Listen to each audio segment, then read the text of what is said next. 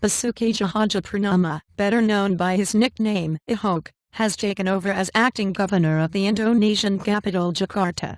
He is the first ethnic Chinese to do so in a country that is 95% native Indonesian and has the world's largest Muslim population.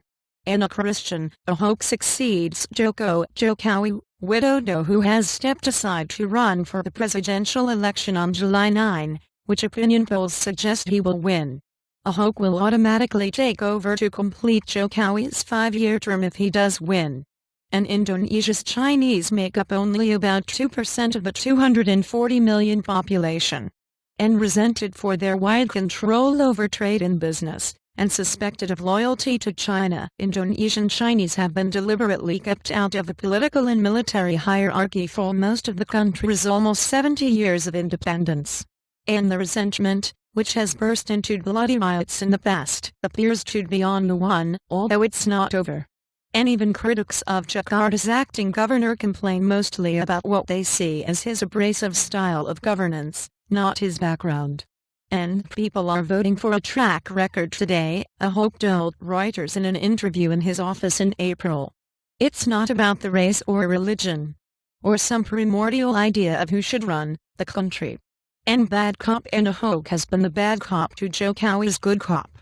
In contrast to the typically soft-spoken and Javanese Jokowi, Ahok has gained a reputation for being a tough guy not afraid to shake up the city's sleepy bureaucracy. And the first thing we have to fix here is the bureaucracy. By testing and evaluating their performance, Ahok said. And we say to them if they don't want to follow us, they can get out. Sometimes we have to kick them out. Of course they are angry, but we don't care. And Ahok, 48, has served as Jokowi's right-hand man since winning the 2012 Jakarta gubernatorial election, when the pair toppled the incumbent with their can-do, transparent ideas on fixing the many problems of the chaotic city, including chronic traffic and flooding. And I personally don't agree with Ahok becoming governor, because he's too temperamental, City Councillor Boy Bernardi Sadikin told media. And Sadikin is the son of a former Jakarta governor from the 1970s who many residents believe was the last popular and effective leader the city saw before Jokowi and Ahok.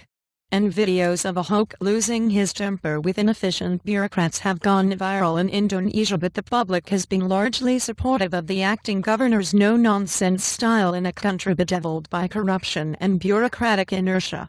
And when running in the 2012 Jakarta election, Ahok, who is from the resource-rich Bangka-Belitung province, faced smear campaigns from rivals. But the at times blatant racist attacks had little effect, and Jakarta residents voted in the Jokowi-Ahok team with a 55% majority. And Indonesia, the world's third-largest democracy, has a history of communal tensions that have at times boiled over into violent attacks specifically targeting the ethnic Chinese minority. And the country saw one of the most horrific attacks on the Chinese community in 1998 as Indonesia descended into political and economic chaos following the Asian financial crisis.